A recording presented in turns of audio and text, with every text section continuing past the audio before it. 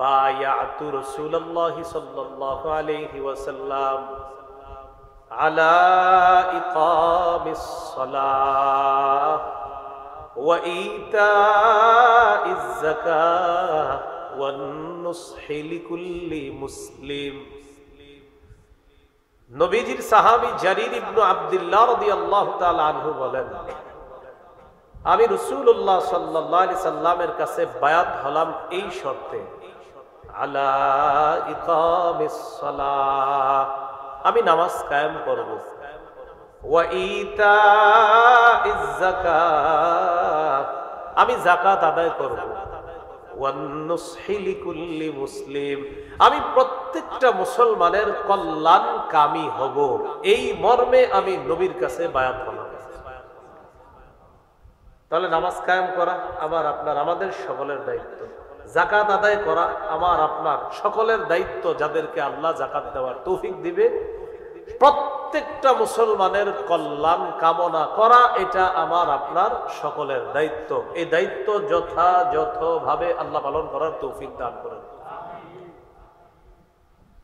সহিহ মুসলিম 2699 নম্বর হাদিস, 2699, মোট হাদিস সংখ্যা হবে 3033টা। এই হাদিসের মধ্যে আছে, قال رسول الله صلى الله عليه وسلم الله في عون العبد ما كان العبد في عون أخيه। বান্দা যতক্ষণ তার ভাইকে সহযোগিতা করবে, ভাইয়ের সাহায্যে এগিয়ে যাবে, ততক্ষণ ওই বান্দাকে আল্লাহ সাহায্য করতেই থাকবে। আমি তার সহযোগিতায় এগিয়ে যতক্ষণ যাব, ততক্ষণ আল্লাহ আমাকে সাহায্য করতে থাকবে। এখন আপনাদের অনেকের মনে প্রশ্ন আসতে পারে, হুজুর আমার তো সামর্থ্য নাই, তাই আমি দাঁড়াইতে পারতেছি না, কিন্তু হুজুর আমার সামর্থ্য হইলে আমি ঠিকই দাঁড়াইতাম। এরকম অনেক মানুষ আছে, সামর্থ্য নাই, কিন্তু তাদের এরকম মানসিকতা যে সামর্থ্য থাকলে আমি দাঁড়াইতাম। আপনারাও চিন্তা করবেন না, সামর্থ্য যাদের নাই, মুখ দিয়ে সুন্দর একটা কথা বলার তো সামর্থ্য আছে। যারা সামর্থ্যবান তাদেরকে গিয়ে বলবেন, ভাইজান আমি তো সামর্থ্যের অভাবে ওই বানভাসী মানুষগুলার পাশে তেমন ভাবে দাঁড়াইতে পারি নাই, আমি মাত্র 10 টাকা দিছি বা 20 টাকা দিছি, আপনার তো মাশাআল্লাহ কোটি কোটি টাকা, আপনিও যদি একটু সুন্দরভাবে তাদের পাশে দাঁড়াইতেন অনেক ভালো হয়। আপনি তাকে শুধু মুখ দিয়ে বললেন, আর আপনি বলার কারণে বাস্তব অর্থে উনি 2-3 লাখ টাকা তাদের সাহায্যে দান করে দিছে। এই নিয়ে দান করে যে সওয়াব পেয়েছে, আপনি মুখ দিয়ে শুধু বলছেন, এই সওয়াব আপনাকে আল্লাহ দান করবে। দলিল তিরমিজির বর্ণনা 2670 নম্বর হাদিস, 2670। এই হাদিসের মধ্যে আছে, আন আনাস ইবনে মালিক রাদিয়াল্লাহু তাআলা আন আন্না রাজুলান আতান নবী সাল্লাল্লাহু আলাইহি ওয়াসাল্লাম ইস্তাহমিলুহু। এক ব্যক্তি রাসূলুল্লাহ সাল্লাল্লাহু আলাইহি সাল্লামের কাছে আসছে বাহন চাওয়ার জন্য, বাহন, যেই বাহনের উপরে তিনি চড়বেন। ফালাম ইয়াজিদ ইনদাহু মা ইয়াতাহাম্মালু, আল্লাহ নবী তাকে বাহন দেওয়ার মতো কোনো কিছু পায় নাই। নবীজির কাছে এসে বললেন, ইয়া রাসূলুল্লাহ আমার একটা বাহন প্রয়োজন, বাহনের ব্যবস্থা করে দেন। নবী তালাশ করে এমন কোন বাহন পায় নাই যে বাহনটা ওই ব্যক্তিকে দিতে পারেন, দেওয়ার মতো বাহন নাই। ফাদাল্লাহু আলা আখার, রাসূলুল্লাহ সাল্লাল্লাহু আলাইহি সাল্লাম নিজে যদিও বাহন দিতে পারেননি, নবীজি বলে দিলেন, তুমি এক কাজ করো, অমুকের কাছে যাও, আমার কথা গিয়ে বলবা, দেখো তিনি কোনো বাহনের ব্যবস্থা করে দিতে পারেন কিনা। ওই ব্যক্তি তার কাছে গেছে, যাওয়ার পর বললেন, আল্লাহ রাসূল সাল্লাল্লাহু আলাইহি সাল্লাম আপনার ব্যাপারে বলেছেন যে আপনার কাছে একটা বাহন চাওয়ার জন্য, আপনি চাইলে ব্যবস্থা করে দিতে পারেন। সত্যি সত্যি ওই লোক তাকে বাহনের ব্যবস্থা করে দিয়েছে। ফাআতান নবী সাল্লাল্লাহু আলাইহি ওয়াসাল্লাম ফাআখবারা, বাহন নিয়ে লোকটি আল্লাহর নবীর কাছে আসলেন, আসার পর বললেন, ইয়া রাসূলুল্লাহ সাল্লাল্লাহু আলাইহি ওয়াসাল্লাম, যার কাছে আপনি বাহন আনার জন্য পাঠিয়েছেন তিনি আমাকে বাহন দিয়ে দিয়েছেন। নবীজি বললেন, ইন্না দাল্লা আলাল খাইরি কাফাইলিহি, মনে রাখবা যে ব্যক্তি অন্য কাউকে কল্যাণের রাস্তা দেখা দেয়, ওই কল্যাণকর কাজটা ওই মানুষটা করলে যে সওয়াব যিনি রাস্তা দেখা দেয় তাকেও আল্লাহ সেই সওয়াব দিয়ে দেয়। আমি তোমাকে বাহন দেইনি, রাস্তা দেখাইয়া দিছি, ওখানে গেলে পেতে পারো। রাস্তা দেখানোর কারণে আল্লাহ আমাকেও সেই সওয়াব দান করেছে। কি শিখলাম? নিজে যদি তেমন ভাবে সহযোগিতা করতে নাও পারি, মুখ দিয়ে অন্তত কাউরে বলতেও পারি, ভাই আমি পারি নাই, তুমি একটু দাও। এই বলার কারণে তিনি যদি সহযোগিতা করেন, আল্লাহ তাকে ওই পরিমাণ সওয়াব দান করেন। এই গেল আজকের আলোচনার ভূমিকা। তাহলে আপনারা একটু কষ্ট করে বলেন তো, আজকের আলোচনার শিরোনামটা কি? মানব সেবা। হ্যাঁ, কি শিরোনাম? মানব সেবা। মানব সেবা সম্পর্কে আমরা ভূমিকা জানলাম। এখন আমরা বিস্তারিত আলোচনায় যাই। প্রথমে সংক্ষেপে 10টি কথা মনে রাখবেন। সংক্ষেপে বলি, এরপরে বিস্তারিত বলতেছি। মানব সেবার অনেকগুলো খাত আছে। আজকে আমি আপনাদের সামনে 10টি খাত নিয়ে আলোচনা করব ইনশাআল্লাহ বিইজনিল্লাহি তাআলা। কয়টি খাত? 10টি। তাহলে আমি 10টি বলি, একদম মন দিয়ে শোনেন। মানব সেবার 1 নম্বর খাত এতিমকে লালন পালন করা। 2 নম্বর বিধবা নারীকে সহায়তা প্রদান করা। 3 দুস্থ অসহায় দরিদ্র মানুষের সেবা নিশ্চিত করা। 4 নাম্বার যারা রোগী তাদের স্বাস্থ্য সেবা নিশ্চিত করা। 5 প্রতিবেশীর খোঁজ খবর রাখা, বিশেষ করে বন্যা কবলিত মানুষ যারা, এখন এই মানুষগুলার তাদের যারা বড়লোক প্রতিবেশী আছে তাদের এখন দায়িত্ব কর্তব্য ওই বন্যায় যারা ক্ষতিগ্রস্ত হলো তাদের প্রতিবেশী হিসাবে খোঁজ খবর নেওয়া। 6 নম্বর অনেক মানুষ কোটিপতি এই বন্যায় একদম শেষ হয়ে গেছে। ফেনীর এক লোকের 8 কোটি টাকার মাছের ঘের শেষ। 8 কোটি, একদম 8 কোটি টাকা একদম শেষ। তো এটা তো খালি উনি বলছে দেখে আমরা জানলাম, আর যারা বলে নাই এমন তো অসংখ্য আছে। তো যারা ধনী আছে তারা তাদেরকে কর্জে হাসানা দিতে পারে, এটা 6 নাম্বার খাত, কর্জে হাসানা, ঋণ দেওয়া। 7 নাম্বার ত্রাণ বিতরণ করা। আপনাদের এই এলাকাবাসীর কেউ যদি ত্রাণ নিয়ে যান, মেহেরবানি করে ত্রাণ না লিখে লিখবেন হাদিয়া বিতরণ। কি লিখবো আমরা ইনশাআল্লাহ? হাদিয়া বিতরণ। হ্যাঁ। 8 নাম্বার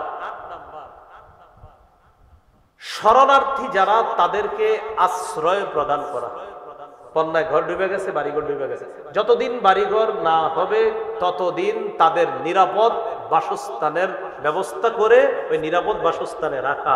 এরপর তাদের ওই ঘর বাড়িগুলোর ব্যবস্থা আমরা করতে হবে। করার পর তারপর ওই আশ্রয় কেন্দ্র থেকে তার ঘরে তাকে নেওয়ার ব্যবস্থা করে। 8 নাম্বার। 9 নাম্বার সুস্থ শরীরে রক্তে কোনো সমস্যা না থাকলে স্বেচ্ছায় রক্তদান করা। 10 নাম্বার এই যে মাশাআল্লাহ সমাজ কল্যাণমূলক কাজ করা, এটার নাম কি?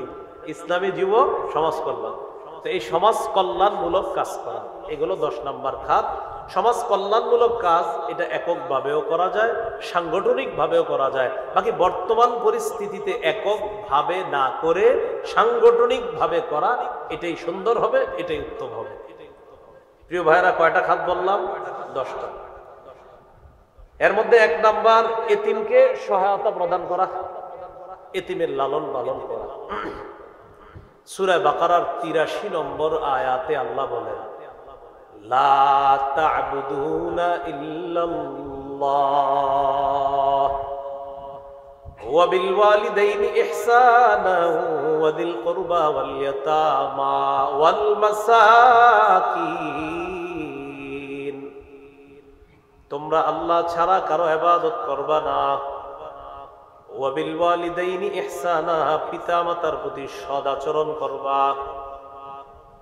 ওয়াদিল কুরবা, নিকটাত্মীয়দের প্রতি সদ্ব্যবহার করবা। ওয়াল ইয়াতামা, এতিমদের সাথে সদ্ব্যবহার করবা। ওয়াল মাসাকিন, অসহায় দুস্থ দরিদ্রদের সাথে সদ্ব্যবহার করবা। এই জায়গায় দেখেন নিকটাত্মীয়র পরের খাপটার কথাই এসে গেছে, এতিম অসহায়ের লালন পালন করা। সূরা বাকারার 215 নম্বর আয়াতে আল্লাহ তাআলা বলেন, ইয়াসআলুনাকা মাযা ইউনফিকুন। নবী, তারা আপনাকে জিজ্ঞাসা করে তারা কি খরচ করবে, কোন খাতে খরচ করবে। কুল মা আনফাকতুম মিন খাইরিন ফালিল ওয়ালিদাইন ওয়াল আকরাবিন ওয়াল ইয়াতামা ওয়াল মাসাকিন ওয়া ইবনিস সাবিল। নবী, আপনি বলে দেন, তোমরা যেই উত্তম জিনিসগুলা খরচ করো, তোমরা যেই ভালো মাল খরচ করবা, এই খরচের খাত 1 নাম্বার ফালিল ওয়ালিদাইন, পিতামাতার জন্য খরচ করবা। 2 নাম্বার ওয়াল আকরাবিনা, এতিমদের নিকটাত্মীয় যারা তাদের জন্য খরচ করবা। ওয়াল ইয়াতামা, এতিমদের জন্য খরচ করবা। ওয়াল মাসাকিন, অসহায় যারা তাদের জন্য খরচ করবা। ওয়া ইবনিস সাবিল, পথিক মুসাফির, সে যদি সফরে বের হয়ে হঠাৎ তার টাকা পয়সা শেষ হয়ে যায়, তাকে তোমরা এই টাকা দিয়ে সহায়তা প্রদান করো। এখানে এতিমের কথা আছে, তো এই আয়াতেও এতিমের কথা আল্লাহ বললেন। দেখবেন মা বাবা আত্মীয়, এরপরে আল্লাহ এতিমের কথা বলছে। বিপরীত দিকে বন্যা পরবর্তী সময়ে এমন এমন এতিম পাওয়া গিয়েছে, যাচ্ছে, যাবে। যেই এতিমের মাও হারিয়ে গেছে, বাবাও হারিয়ে গেছে, ভাই বোনও হয়তো মারা গেছে, এই এতিমকে মানুষ লালন পালন করবে। এর মধ্যে কিছু এতিম এমন থাকবে যার বাবা অনেক টাকা পয়সা আছে, ব্যাংক ব্যালেন্স আছে, জমা আছে। এখন স্বাভাবিকভাবেই এই টাকা পয়সার মালিক কে হবে? ওই শিশুটা। এলাকার কিছু হুমলা চুমলা নেতা কি করে জানেন? সুযোগের অসৎ ব্যবহার করার জন্য এই এতিমের দায়িত্ব নেয়। কেন নেয়? টার্গেট হলো ভবিষ্যতে ছলে বলে কৌশলে ফুসলিয়ে কিছু হাতায় নিতে হবে। এই ব্যাপারে আল্লাহ কঠিন হুঁশিয়ারি দিছে সূরা নিসার 10 নম্বর আয়াতে। আল্লাহ তাআলা বলেন, ইন্নাল্লাযীনা ইয়াকুলুনা আমওয়ালাল ইয়াতামা যুলমা ইন্নামা ইয়াকুলুনা ফী বুতুনিহিম নারা ওয়া সায়াসলাউনা সাঈরা। আল্লাহ তাআলা বলেন, যারা এতিমের সম্পদ ভক্ষণ করে পেটের মধ্যে ঢুকায়, তারা পেটের মধ্যে আগুন ঢুকায়, তারা পেটের মধ্যে আগুন খায়, 70 তারা জাহান্নামে প্রবেশ করবে, প্রজ্বলিত আগুনে প্রবেশ করবে। নাউযুবিল্লাহ। তাহলে এক অংশ আমি বলি, বাকি অংশ আপনারা বলেন তো। যারা এতিমের সম্পদ পেটে ঢুকায়, তারা পেটে কি ঢুকায়? যারা এতিমের সম্পদ খায়, তারা পেটে কি খায়? আগুন খায়। তো এটা যে শুধু বন্যা কবলিত এতিম এমন না, আশেপাশে এরকম এতিম পাবেন। যে এতিমের পিছনে অনেকে কাজ করে, এতিমের মাথায় হাত বুলায়, হেরে লালন পালন করে, এই নিয়তে কিছু করা যায় কিনা দেখে। এবার আমার এই 2 আঙ্গুলের দিকে তাকান, দেখেন মাঝে একটু ফাঁকা রাখছি, 2 আঙ্গুল হালকা ফাঁকা, দেখছেন সবাই? হ্যাঁ, নবীজি সাল্লাল্লাহু আলাইহি সাল্লাম কি বলে দেখেন, সহিহ বুখারীর বর্ণনা 5304 নম্বর হাদিস। ক্বালা রাসূলুল্লাহ সাল্লাল্লাহু আলাইহি ওয়াসাল্লাম, আনা ওয়া কাফিলুল ইয়াতীমি ফিল জান্নাতি হাকাযা ওয়া আশারা বিস সাব্বাবাতি ওয়াল উসতা ওয়া ফাররাজা বাইনাহুমা। নবীজি সাল্লাল্লাহু আলাইহি সাল্লাম মধ্যমা এবং তর্জনী আঙ্গুল এইভাবে ইশারা করে মাঝে একটু ফাঁকা করে বললেন, আমি এবং এতিমের অভিভাবক এইভাবে পাশাপাশি জান্নাতে থাকবে। তাহলে এতিমের অভিভাবক আর নবীজি পাশাপাশি জান্নাতে থাকবে। মুসনাদে আহমদ হাদিসের বিশাল বড় একটা কিতাব। এই কিতাবের 1905 নম্বর হাদিস, 1905 নম্বর হাদিস। قال رسول الله صلى الله عليه وسلم من ضم يتيما بين أبوين مسلمين حتى يستغني عن وجبت له الجنة البتة।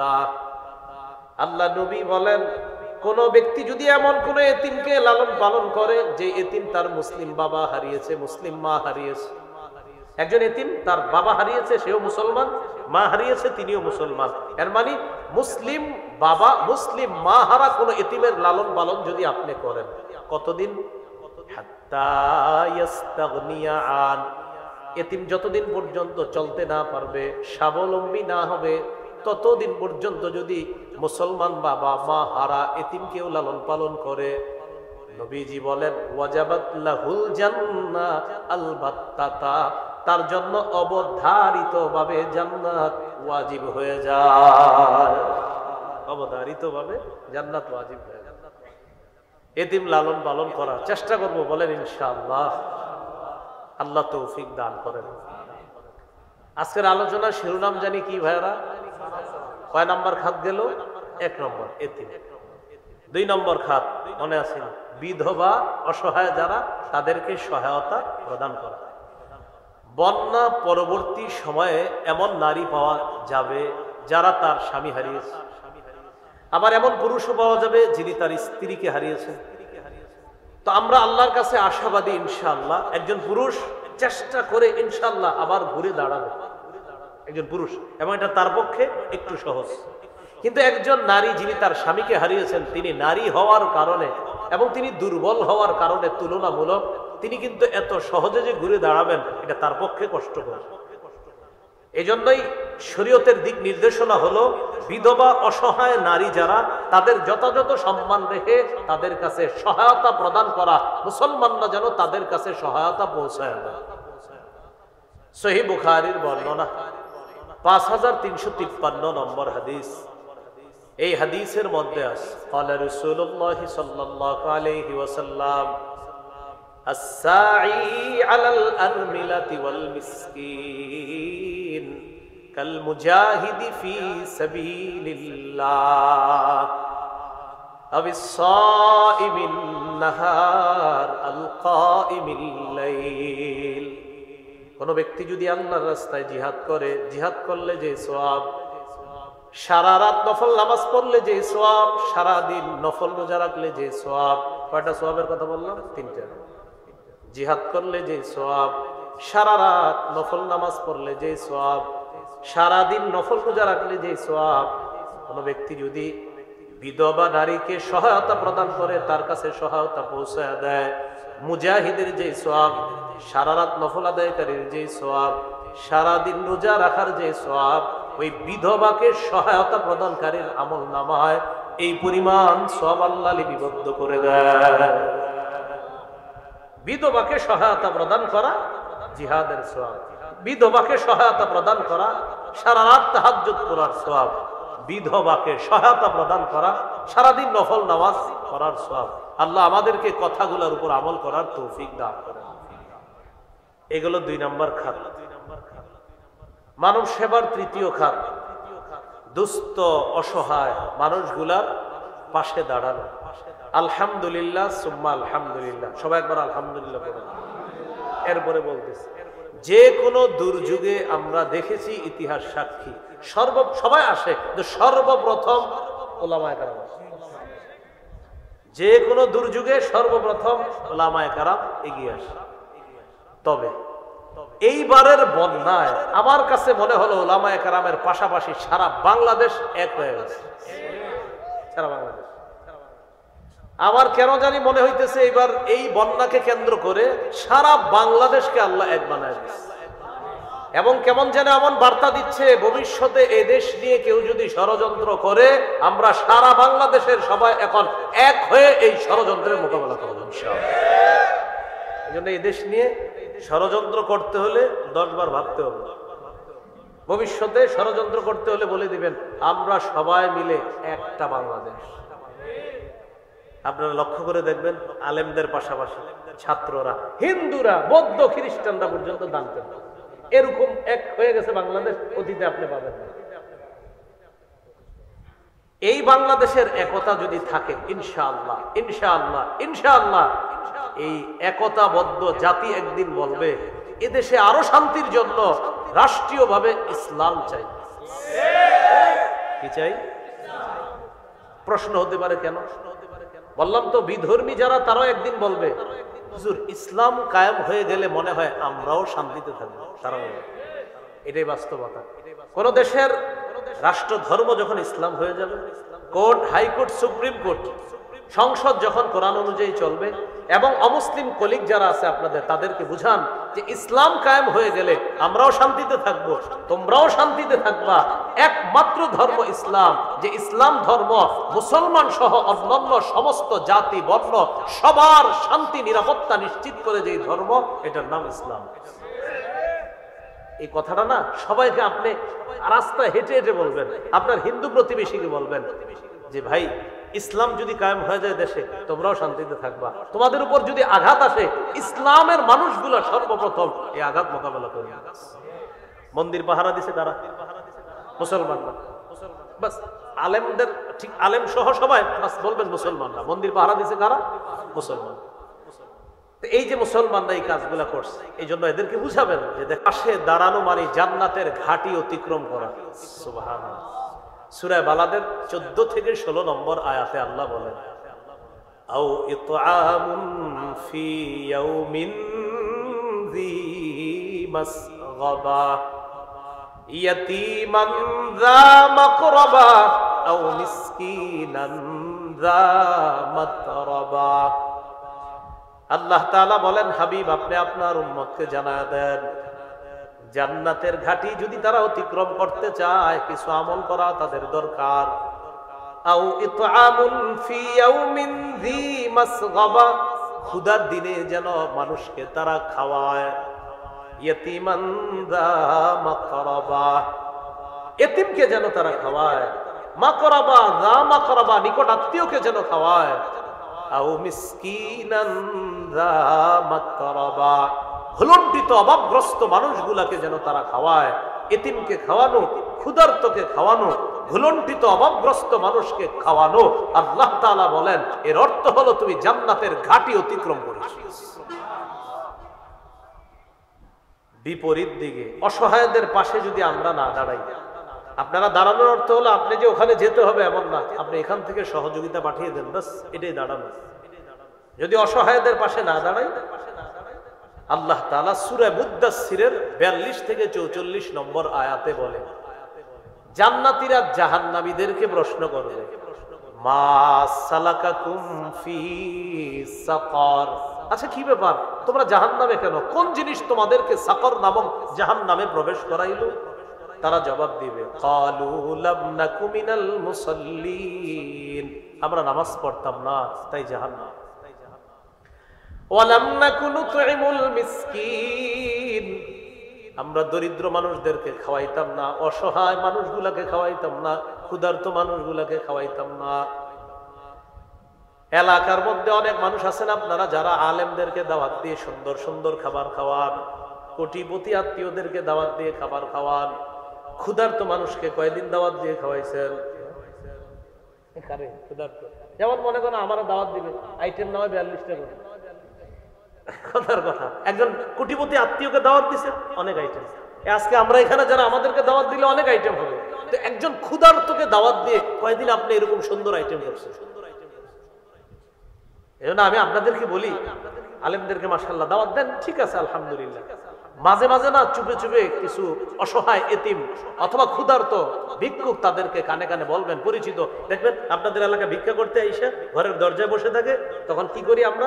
ঘর থেকে একটা প্লেট দিয়ে ভাত দিই, মাঝে মাঝে নাও নাও খাও। এই জাতীয় ভিক্ষুকদেরকে মাঝে মাঝে বলবেন, আগামী শুক্রবার জুমার নামাজের পরে তোমার পুরা পরিবার আমার বাড়িতে দাওয়াত। উনি বলবে পরিবার দাওয়াত, টেনশনে থাকবে, পরিবার সহ কি ঘরের দরজায় বসে খাওয়াবে কিনা, এই টেনশনে থাকবে। কিন্তু যখন পরে শুক্রবারে উনি আসবে, ঠিক আমাদেরকে যেখানে বসে খাওয়াইতেন ওই তার পরিবারকে ওখানে বসে আপনি খাওয়াবেন। এই যে হঠাৎ খুশি হয়ে যাবে, জান্নাত ওয়াজিব হয়ে যাবে। উনি তো কল্পনাও করতে পারতেছে না ওই ভিক্ষুক, আমারে উনি এইভাবে দাওয়াত দিয়ে খাওয়াইতেছে। তো বলছিলাম ভাই দেখেন, আমরা কোটিপতি আত্মীয়কে অনেক খাওয়াই, আমরা কলিগকে অনেক খাওয়াই, আলেম ওলামাদেরকে অনেক খাওয়াই। এই মাহফিলকে কেন্দ্র করে আজকে অনেক আয়োজন হয়েছে। দেখুন ক্ষুধার্ত মানুষকে আপনি এইভাবে দাওয়াত দিয়ে খাওয়ানো, ইনশাল্লাহ আপনারা এই আমলগুলা চুপি চুপি করেন, আল্লাহর জান্নাত দুনিয়া থেকে কামাই করেন। আল্লাহ আমল করার তৌফিক দান করেন।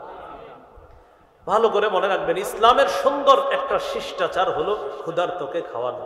সহিহ বুখারীর 12 নম্বর হাদিস, আন্না রাজুলান সাআলান নবিয়্য সাল্লাল্লাহু আলাইহি ওয়াসাল্লাম, আইয়ুল ইসলামি খায়রুন ইয়া রাসূলুল্লাহ।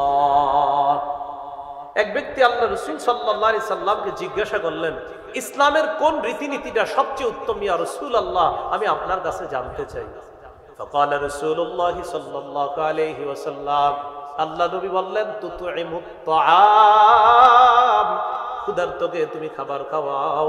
এই আমলটা, এই কর্মটা ইসলামের সবচাইতে শ্রেষ্ঠ রীতিনীতির অন্তর্ভুক্ত হয়ে যায়। সবচেয়ে সুন্দর একটা রীতিনীতি, একটা শিষ্টাচার হলো ক্ষুধার্তকে খাওয়ানো। তো বলছিলাম এখনই সুযোগ কিন্তু আমাদের সামনে, বানভাসী মানুষগুলার পাশে এইভাবে আমরা খাদ্য ইত্যাদি দিয়ে তাদের পাশে দাঁড়ানো। আলহামদুলিল্লাহ পানি শুকানোর দিকে, তো পানি শুকানোর পর এখন দরকার কি তাদের? এখন সাধারণত 4টা বিষয় গুরুত্ব দিতে হবে: খাদ্য, বস্ত্র, বাসস্থান, স্বাস্থ্য সেবা। শিক্ষাটা বললাম না এখন, কারণ শিক্ষার ব্যাপারে আলাদা আলোচনা, ঠিক আছে? আপাতত 4টা: খাদ্য, বস্ত্র, বাসস্থান, স্বাস্থ্য সেবা। ইনশাল্লাহ সুস্থ হয়ে গেলে এরপরে শিক্ষার আলোচনা আসবে যে কি কি হবে। তো কিন্তু এই 4টা খুব জরুরি: খাদ্য, বস্ত্র, বাসস্থান আর স্বাস্থ্য সেবাটা খুব জরুরি আপাতত। আমরা এই 4টি বিষয়ে খুব খেয়াল রাখবো, তাদের পাশে দাঁড়ানোর চেষ্টা করবো ইনশাআল্লাহ। 4 নাম্বার খাদ্য, রোগীর সেবা করা। বন্যায় 8 দিন, 10 দিন, 7 দিন, 6 দিন এমন হয়েছে, তিনি জানে না তার আত্মীয়কে, আর আত্মীয় জানে না তিনি কোথায়। লাইট বন্ধ, ফ্যান বন্ধ, এরপরে বিদ্যুৎ অফ করে দিছে, কারণ অফ না করলে তো আবার অ্যাক্সিডেন্ট হবে পানির কারণে।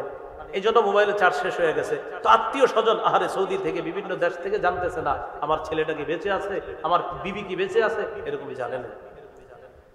তো এই জায়গায় সবচেয়ে একটা গুরুত্বপূর্ণ বিষয় স্বাস্থ্য সেবা।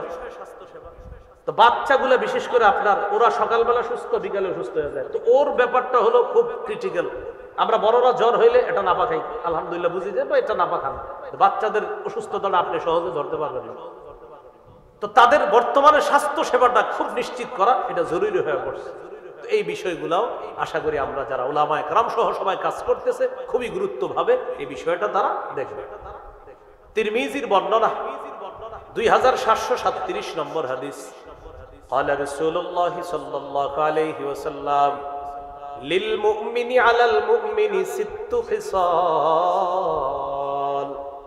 একজন মুসলমানের উপর আরেকজন মুসলমানের জন্য 6টি হক রয়েছে।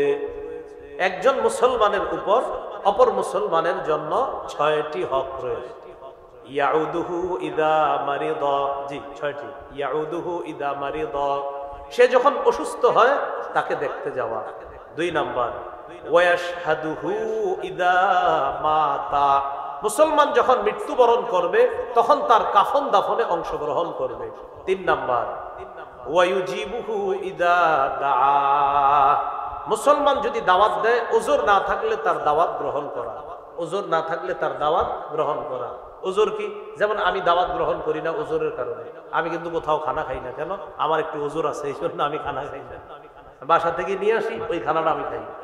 তো ওজরের কারণে দাওয়াত গ্রহণ না করা যেতে পারে। ওজর থাকলে দাওয়াত গ্রহণ না করা, এটা 3 নাম্বার। কিন্তু ওজর যদি না থাকে তাহলে দাওয়াত গ্রহণ করা, এটা কর্তব্য, এটা দায়িত্ব। 4 নাম্বার, ওয়ায়ুসাল্লিমু আলাইহি ইদা লাকিয়া, মুসলমান মুসলমানের সাথে সাক্ষাৎ হলে সালাম দেওয়া। একটু আমার সাথে সবাই বলেন, আমরা সালামের অপেক্ষা করব না, আমরাই প্রথম সালাম দিব। আবার আমরা সালামের অপেক্ষা করব না, অহংকার থেকে মুক্ত হওয়ার জন্য আমরাই প্রথমে সালাম দিব ইনশাআল্লাহ। অনেকে কি করে অপেক্ষা থাকে, তো সালাম দেয় না, পরে বিচার দেয়। আপনার ছেলেরা আমার সালাম দেয় না, আপনার মাদ্রাসার ছাত্রগুলো আমার সালাম দেয় না, বিচার দেয়। তো ঘটনা কি? সালাম দেয় না। বাচ্চা ছোট ছোট 6 বছর 7 বছর বয়স, তো এরা মনে করেন হয়তো ওনারা সালাম দেয় নাই, আইসা বিচার দেয়, হুজুর আপনার ছাত্রগুলো আমার সালাম দেয় না। তো হুজুরে বুদ্ধি করে জিজ্ঞাসা করলেন, আচ্ছা আমার বাচ্চাগুলো যে আপনার সালাম দেয় নাই, আমার মাদ্রাসার মক্তবের ছাত্রগুলা কি অবস্থায় সালাম দেয় নাই? তো বলতেছে আমি দোকানের সামনে বসা আর ওরা দোকানের সামনে বসা। তো এই অবস্থায় কি করলেন? তো একটু পরে আমি দোকানের সামনে থেকে যখন যাওয়ার সময়, ওই পাশ দিয়ে যাওয়ার সময় দেখি আপনার কিছু ছাত্র এদিক দিয়ে রাস্তা দিয়ে যাইতেছে, অথবা তারাও আরেকটু সামনে বসা। তো তারপর কি হইল? তারা আমারে এইভাবে দেখার পরেও সালামটা দেয় নাই। জানেন, দোকানের সামনে ওরা বসা, আমি সামনে দিয়ে হাইটে গেলাম, সালাম দেয় নাই। হুজুরে বুদ্ধি করে কয়, মুরব্বী হাদিসে একটা কথা আসছে, যিনি হাঁটে তিনি বসাওয়ালা ব্যক্তিকে সালাম দিতে হয়। আমার ছাত্রগুলো তো বসা ছিল, আপনি দাঁড়িয়ে ছিলেন, আপনি হাঁটতে ছিলেন। হাদিসে আসছে যিনি হাঁটবে তিনি দাঁড়ানো ব্যক্তিকে সালাম দিবে, আর যিনি দাঁড়িয়ে থাকবে তিনি বসা ব্যক্তিকে সালাম দিবে। এখন আপনি তো দাঁড়িয়ে ছিলেন, ওরা তো বসা ছিল, সালাম আপনি দিয়েছেন, এটা তো হাদিসে আসছে। তো উনি চুপ, আমি তো দিই নেই। আমি আপনাদেরকে যেটা বলতেছি, আমরা সালামের অপেক্ষা না করি, আমরাই সালাম দিব। প্রিয় ভাইয়েরা, আমি বলি একটা বাচ্চাকে আপনি একদিন সালাম দেন, ও আপনাকে 10 দিন সালাম দেন। তো 4 নাম্বার, ওয়া ইউসাল্লিমু আলাইহি ইদা লাকিয়া, মুসলমানের সাথে সাক্ষাৎ হলে তাকে সালাম দেওয়া। 5 নম্বর, ওয়া ইউশাম্মিতুহু ইদা আতাসা, মুসলমান হাঁচি দিবে, দেওয়ার পর মুসলমান বলবে আলহামদুলিল্লাহ, আপনি জবাবে বলবেন ইয়ারহামুকাল্লাহ। 6 নম্বর, ওয়া ইয়ানসাহু লাহু ইদা গাবা আও শাহিদা, মুসলমান আপনার সামনে থাক অথবা না থাক, সদা সর্বদা মুসলমানের কল্যাণ কামনা করা। একজন মুসলমান আমার সামনে আছে, তাও তার কল্যাণ কামনা করা। তিনি আমার সামনে নাই, তাও তার কল্যাণ কামনা করা। আর যদি এমন হয় চাপান করাই সামনে সামনে, পিছনে গেলে কই মার ওরে, এটা কিন্তু কল্যাণ কামনা হলো না। সামনেও কল্যাণ কামনা করা, পিছনেও কল্যাণ কামনা করা। 6টার মধ্যে 1 নাম্বার কি ছিল? অসুস্থ ব্যক্তিকে দেখতে যাওয়া, তার সেবা শুশ্রূষা করা। এই অধিকারটা আমরা খুব সুন্দরভাবে যেন তাদের এই অধিকারটা আমরা রক্ষা করতে পারি, পালন করতে পারি। আল্লাহ তৌফিক দান। এবার আরেকটি হাদিস শুনেন, সহিহ বুখারীর বর্ণনা, 5373 নম্বর হাদিস। এই হাদিসে 3টি হুকুম করেছে নবীজি সাল্লাল্লাহু আলাইহি সাল্লাম। قال رسول الله صلى الله عليه وسلم أطعموا الجائع وعودوا المريض وفكوا العانية। আল্লাহ নবী বলেন আতইমুল জাইআ, তোমরা ক্ষুধার্তকে খাওয়াও। ওয়াউদুল মারিদা, তোমরা অসুস্থ ব্যক্তিকে দেখতে যাও। ওয়াফুকুল আনিয়া, যারা নিরপরাধ তাদেরকে জেলখানা থেকে ছুটানোর ব্যবস্থা করো। হ্যাঁ, ওয়াফুকুল আনিয়া, নিরপরাধকে জেলখানা থেকে ছুটাও। এমনও আসামি পাবেন 15-16 বছর, জিজ্ঞাসা করবেন তুমি কেন জেলে, বলবে আমি জানি না। উনি জানে না কেন উনি জেলে। ফুকুল আনিয়া, নিরপরাধ মানুষকে ছুটাও। হ্যাঁ, নিরপরাধ মানুষকে ছুটাও। আজে বাজে ট্যাগ আর আমাদের দেশে দেওয়া যাবে না। শুধু শুধু কারো ওপর জঙ্গিবাদের ট্যাগ লাগানোর দিন শেষ মুসলমানের বাংলাদেশে। কিছু হলেই জঙ্গি। হ্যাঁ, যারা বাস্তবিক অর্থে কোনো জঙ্গি কাজ করে তাদেরকে জঙ্গি বলেন, কিন্তু কিছু হলে না হলে একটা নিরপরাধ মানুষকে জঙ্গি বলা, এই জাতীয় জঙ্গি বলে ভঙ্গি করার দিন শেষ। এটা মুসলমানের বাংলাদেশ। কিছু হইল না হইল, মনে করেন আপনি কি হয়েছে, অপরাধ কি, টুপি আছে দাঁড়িয়ে আছে, এই জন্য জঙ্গি। মানে বাস্তব অপরাধ যে, সে তাকে অপরাধীকে অপরাধী বলেন। একটা নিরপরাধ মানুষকে আপনি জঙ্গি ট্যাগ লাগাই দিলেন। এজন্য আমরা বলবো যে আজে বাজে এই সমস্ত কথা নিরপরাধ মানুষের উপর আমরা চাপাবো না। প্রিয় এলাকাবাসী, আমি বলে দেই, আপনাদের কোনো এলাকার নিরাপরাধ কোনো মানুষকে যদি কেউ কোনো ধরনের অপরাধের ট্যাগ লাগায়, সবাই মিলেমিশে তার পাশে দাঁড়াবো তো ইনশাআল্লাহ। সবাই মিলেমিশে দাঁড়াতে, কারণ একটা নিরপরাধ মানুষ, তাকে কেন আপনি একটা আন্দাজি অপরাধী শব্দ তার সামনে আপনি লাগাবেন? এই কথাগুলা ঠিক না, এগুলো অন্যায়। আল্লাহ আমাদের সকলকে অন্যায় কথা বলা অথবা অযথা কারো উপরে কোনো ভয়ঙ্কর অপরাধ চাপিয়ে তাকে অপরাধী বানানোর চেষ্টা করা, এই জাতীয় অন্যায় থেকে আল্লাহ আমাদেরকে হেফাজত করেন। তো রাসূলুল্লাহ সাল্লাল্লাহু আলাইহি সাল্লাম হুকুম করেছেন অসুস্থ ব্যক্তি যারা, তাদেরকে দেখতে যাও। একটি হাদিস শুনেন, সহিহ মুসলিমের বর্ণনা, 2569 নম্বর হাদিস। قال رسول الله صلى الله عليه وسلم يقول الله يوم القيامة يا ابن آدم, আল্লাহ তাআলা কিয়ামতের ময়দানে বলবেন, হে আদম সন্তান, মারিতু ফালাম তাউদনি, আমি অসুস্থ হয়েছি তুমি আমাকে দেখতে আসো নাই। আল্লাহ বলবেন, আমি অসুস্থ হয়েছি তুমি আমাকে দেখতে আসো নাই। বান্দা জবাবে বলবে, কাইফা আউদুকা ইয়া রাব্বি ওয়া আনতা রাব্বুল আলামিন, আল্লাহ আপনি তো বিশ্ব জগতের রব, আপনি তো অসুস্থ হন না, আপনাকে কিভাবে দেখতে যাব, আপনার সেবা শুশ্রূষা কিভাবে করব? আল্লাহ তাআলা বলবেন, আমা আলিমতা আন্না আবদি ফুলানান মারিদা ফালাম তাউদহু, তুমি কি জানো না আমার অমুক বান্দা অসুস্থ হয়েছে, তুমি তাকে দেখতে যাও নাই।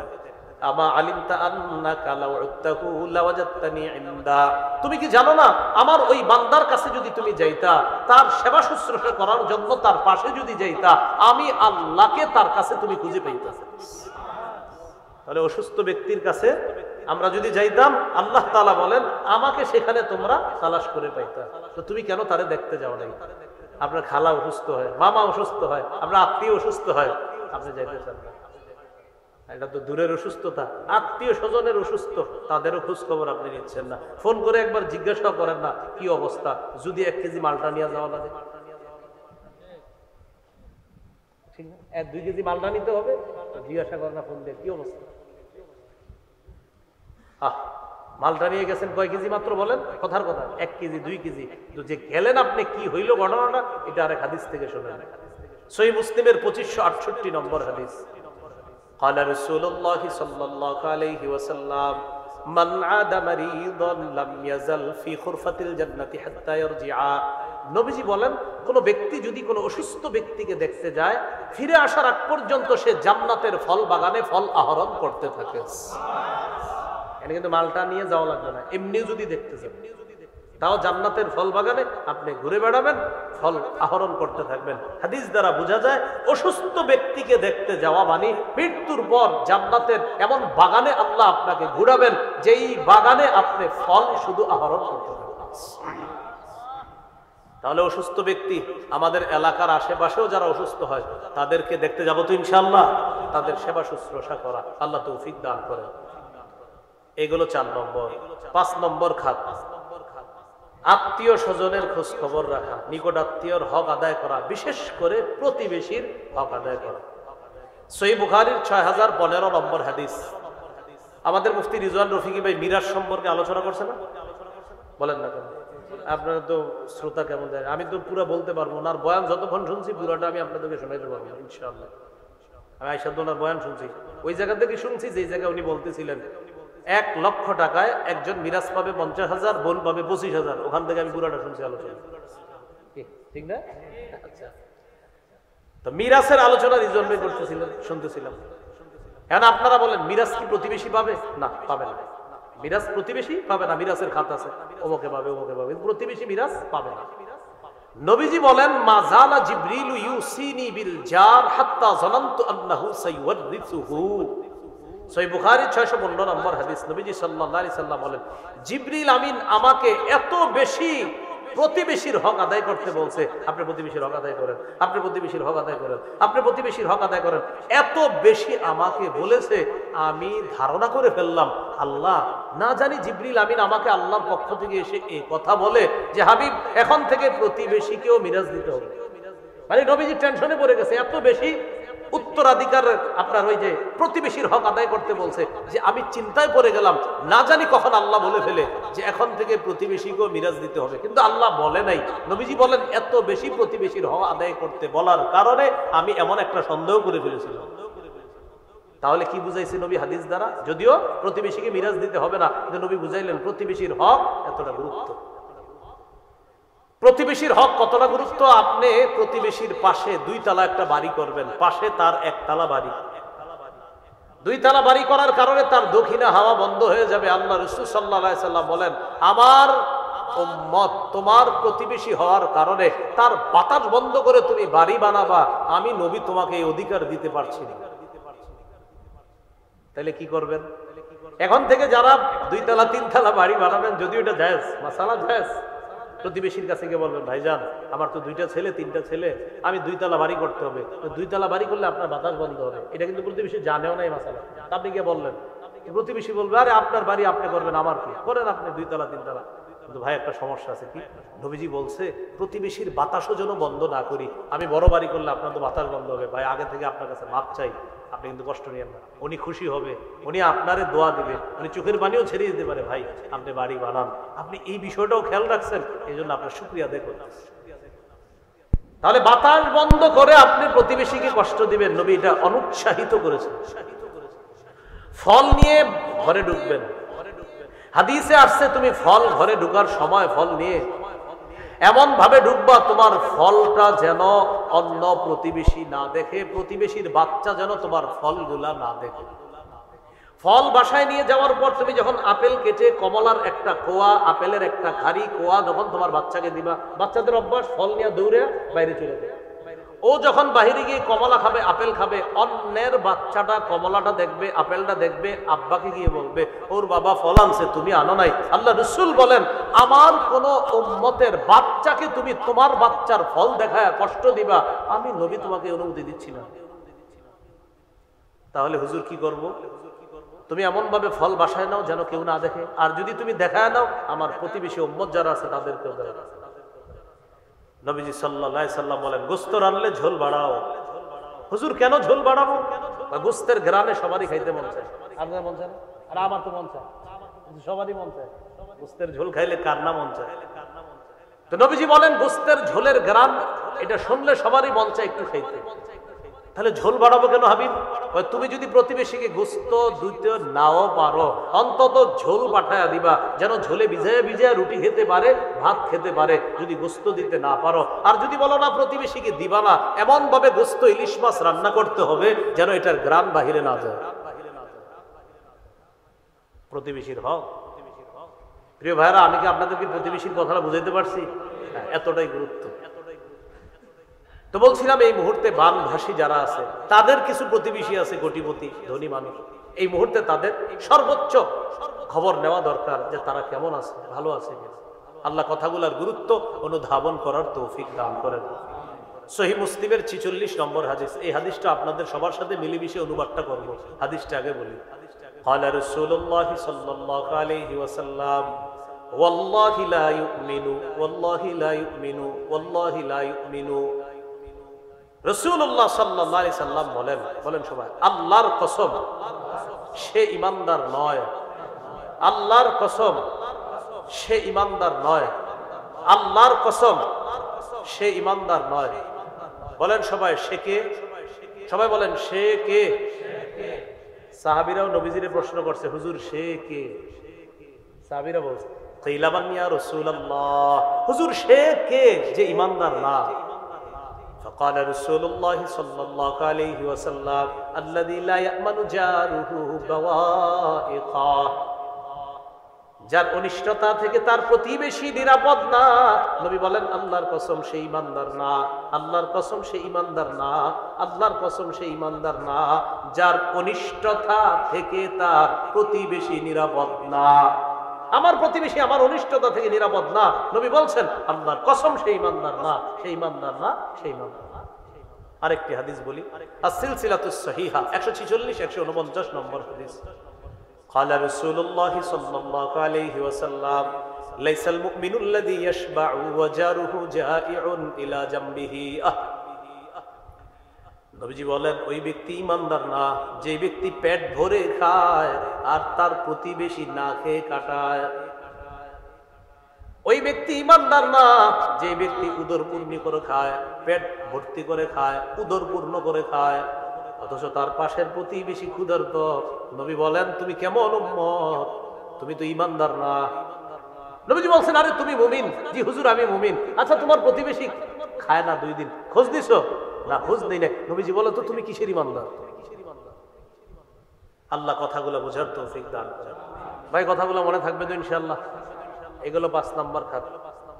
6 নাম্বার, কর্জে হাসানা দেওয়া। অনেক ব্যবসায়ী 2-3 দিন 4-5 দিনের মধ্যে একদম সব হারায় ফেলছে। কোটিপতি প্রতিবেশী যারা আছে ব্যবসায়ী, তাদেরকে কিছু কর্জে হাসানা দিতে পারে, দিয়ে এই কথা বলা, ভাই তোমার উপরে আস্থা আছে ইনশাল্লাহ, তুমি ব্যবসাটা আবার দাঁড় করাও, যেদিন পারো ইনশাল্লাহ আস্তে আস্তে আমার টাকাগুলা দিয়ে দিবা। এইভাবে কর্জে হাসানা দিয়ে তাদের পাশে কোটিপতি তারা যারা আছে তারা দাঁড়াতে পারে। ইবনে মাজার 2430 নম্বর হাদিস। قال رسول الله صلى الله عليه وسلم ما من مسلم يقرض مسلما قرضا مرتين الا كان كصدقتها مرتان। হাদিসটি বুঝানোর আগে একটু আপনাদের সাথে কথা বলে নেই। সদকা করলে কি আর ফেরত পাওয়া যায় না? কিন্তু ঋণ দিলে ফেরত পাওয়া যায়। তাহলে সদকা ফেরত পাওয়া যায় না, কিন্তু ঋণ ফেরত পাওয়া যায়। রাসূলুল্লাহ সাল্লাল্লাহু আলাইহি সাল্লাম বলেন, কোন মুসলমান যদি অন্য কোন মুসলমানকে 2 বার কর্জে হাসানা দেয়, কয়বার? 2 বার কর্জে হাসানা দেয়। কর্জে হাসানা দিলে এটা ফেরত পাওয়া যাবে। নবীজি বলেন 2 বার দেওয়ার কারণে একবার সম্পূর্ণ অর্থগুলা সদকা করার সওয়াবও পেয়ে যাবে। সদকা করেন নাই কিন্তু আপনি কর্জ দিয়েছেন 2 বার, কিন্তু 2 বার কর্জ দেওয়ার কারণে একবার সদকা করার সওয়াব পেয়ে যাবেন। এই গেল 6 নাম্বার খাত। 7, ত্রাণ বিতরণ করা, যেটার নাম বলেছি হাদিয়া বিতরণ বলবো। ত্রাণ বিতরণ, এটা তাদের পাশে দাঁড়ানো। আলহামদুলিল্লাহ দাঁড়াইতেছে সবাই। সহিহ মুসলিমের 2699 নম্বর হাদিস, ক্বালা রাসূলুল্লাহ সাল্লাল্লাহু আলাইহি ওয়াসাল্লাম, মান নাফাসা আন মুমিনিন কুরবাতাম মিন কুরাবিদ দুনিয়া নাফাসাল্লাহু আনহু কুরবাতাম মিন কুরাবি ইয়াউমিল কিয়ামাহ। কোন মুসলমান যদি অন্য কোন মুমিনের একটা দুনিয়াবি পেরেশানি দূর করে, আল্লাহ কিয়ামতের ময়দানে তার কঠিন একটা পেরেশানি দূর করে দিবেন। একটা পেরেশানি দুনিয়াবি দূর করেন, কিয়ামতের ময়দানে কঠিন পেরেশানি আল্লাহ দূর করবেন। আবু দাউদের বর্ণনা 4946 নম্বর হাদিস, ক্বালা রাসূলুল্লাহ সাল্লাল্লাহু আলাইহি ওয়াসাল্লাম, মান ইয়াসসারা আলা মু'সিরিন ইয়াসসারাহুল্লাহু আলাইহি। কোন ব্যক্তি যদি কঠিন বিপদগ্রস্ত মানুষকে সহজ করে দেয়, তার পাশে দাঁড়ায়। বানভাসী মানুষের মধ্যে এমন এমন মানুষ আছে যাদের কাছে অন্য মানুষ টাকা পায়, কিন্তু এই অবস্থায় ওই লোকটা কোত্থেকে টাকা দিবে বলেন আপনারা? টাকা পাইতো, কিন্তু এই অবস্থা টাকাটা দিবে কোত্থেকে?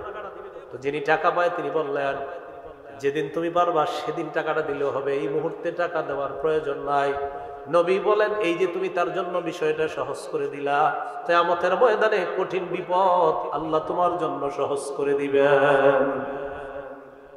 আপনারা শুধু সুবহানাল্লাহ বলেন না, আমলও করেন ইনশাআল্লাহ। বলেন ইনশাআল্লাহ, ইনশাআল্লাহ। তাহলে এইভাবে তাদের মাঝে ত্রাণ সামগ্রী, এটা আমরা হাদিয়া নাম দিয়ে বিতরণ করব ইনশাআল্লাহ। 8 নাম্বার, শরণার্থীদেরকে আশ্রয় দেওয়া, শরণার্থীদের পাশে দাঁড়ানো, তাদের প্রতি দয়া প্রদর্শন করা, নিজের ঘরে রাখা হলো তাদেরকে আপনার নিরাপদ স্থানে রাখা। 3 তলা বাড়ি আছে, আপনি 2 তলায় থাকতেছেন, 3য় তলায় কেউ থাকে না, ভাই আসেন আসেন আপনারা 3 তলায় থাকেন। এক প্রবাসী কান্না করতে করতে, দেখেন নাই তার কথাটা, ভাই আমাদের বাড়ি আছে, আপনারা যতজন পারেন ওখানে যান, থাকেন, খাবারের চিন্তা করেন না। উনি বলতেছেন, আল্লাহ আমাদেরকে যথেষ্ট দিছে, আপনারা যতদিন থাকবেন খাবার দাবার সবকিছু আমরা ব্যবস্থা করব। এই জাতীয় মানুষগুলো আছে বলে আল্লাহ দুনিয়াটা এখনো রাখছে। এত ভালো মানুষ আছে এখনো, তা আমাদের বাংলাদেশে এত ভালো মানুষ আছে, আলহামদুলিল্লাহ। আবু দাউদের বর্ণনা 4941 নম্বর হাদিস, ক্বালা রাসূলুল্লাহ সাল্লাল্লাহু আলাইহি ওয়াসাল্লাম, ইরহামু মান ফিল আরদি ইয়ারহামকুম মান ফিস সামা। নবীজি বলেন, তোমরা জমিনবাসীর প্রতি দয়া করো, আসমান ওয়ালা তোমাদের প্রতি দয়া করো।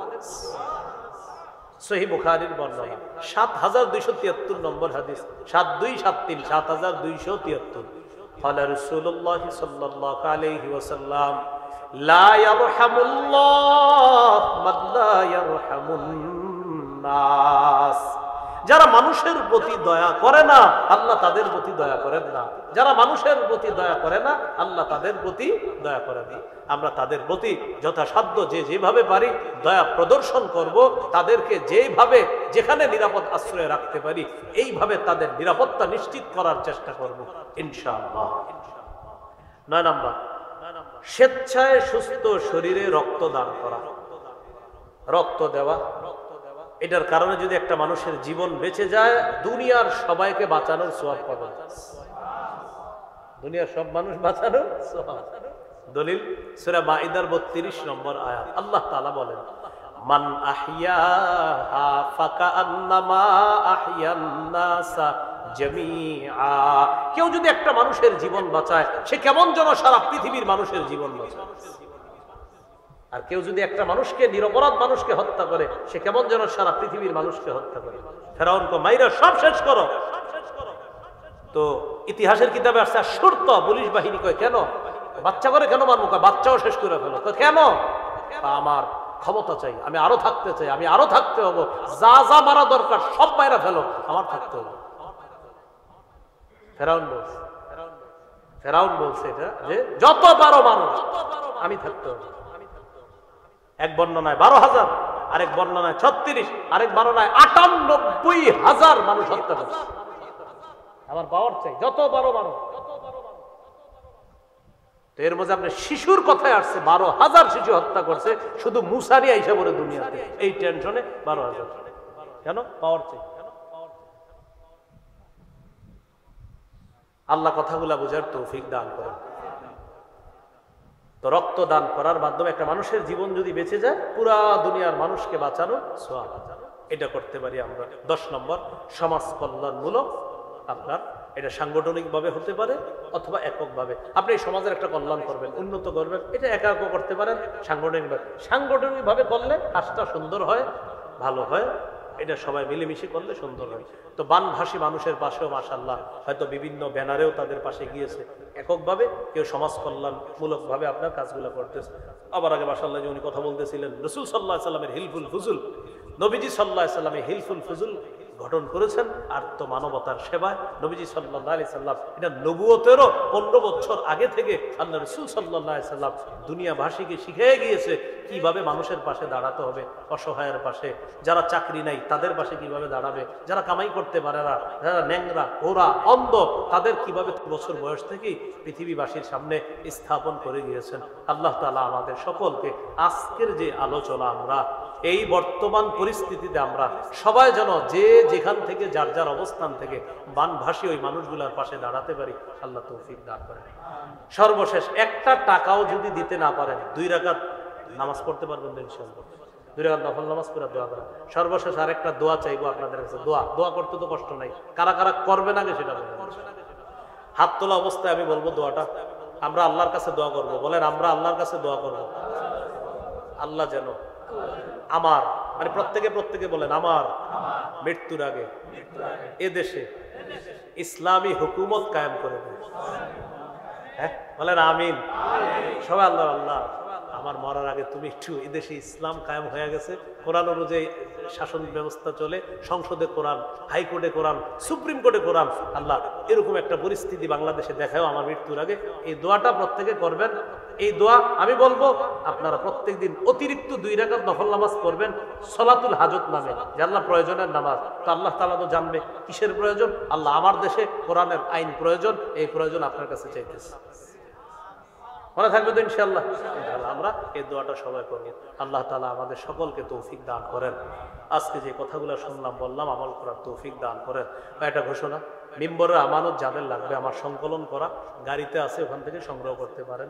মিম্বরের আমানত এটা অনলাইন থেকেও সংগ্রহ করা যায়। প্রথম খণ্ড, সন্তানের 64টা অধিকার, জামাই বউ পুরো মুখস্থ করে ফেলবেন প্রথম খণ্ডটা। মিম্বরের আমানত প্রথম খণ্ড, সন্তানের 64টা অধিকার। আপনার সন্তান দুনিয়াতে আসার আগে কি কি অধিকার পাওনা, আর দুনিয়াতে আসার পরে কি কি পাওনা, এই জাতীয় বিস্তারিত আলোচনা।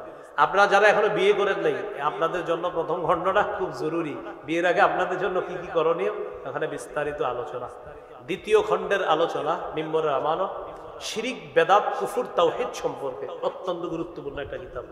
তৃতীয় খণ্ডের আলোচনা হালাল হারাম সম্পর্কে, এবং আমাদের সমাজে সবচেয়ে কম একটা অপরাধ সংগঠিত হয়, সেটা হলো সুদের কারবার। এই ব্যাপারে আলোচনা আছে 3 নম্বর খণ্ডে। চতুর্থ খণ্ডের আলোচনা স্বামীর 24টা অধিকার, স্ত্রীর 19টা অধিকার। পঞ্চম খণ্ডের আলোচনা লা ইলাহা ইল্লাল্লাহর ব্যাখ্যা। ষষ্ঠ খণ্ডের আলোচনা নামাজ সম্পর্কে। 6টি খণ্ডই যদি পারেন আপনারা সংগ্রহ করে নিন। তারা আজকে ওই প্রকাশনী থেকে নিয়ে এসেছে, আমাকে বলছে, বলার জন্য বলে দিলাম। আর আজকে যদি আপনারা নিতে না পারেন, অনলাইন থেকে অর্ডার করবেন, আপনার বাসায় এসে দিয়ে যাবে, কিভাবে যেন ওরা দেয়। তো এটা রাহনুমা প্রকাশনী, বাংলা বাজার, ওখানে পাবেন। তো ওরাও এখানে নিয়ে এসেছে, কয় খণ্ড আছে আপনারা ওদের থেকে যোগাযোগ করেন। যদি 6 খণ্ড থাকে, সামর্থ্য থাকলে 6 খণ্ডই তাদের থেকে সংগ্রহ করতে পারেন। যাই হোক, আজকে যে কথাগুলো শুনলাম বললাম, আল্লাহ আমাদেরকে আমল করার তৌফিক দান করেন। আমিন। ওয়া আখিরু দাওয়ানা আলহামদুলিল্লাহ।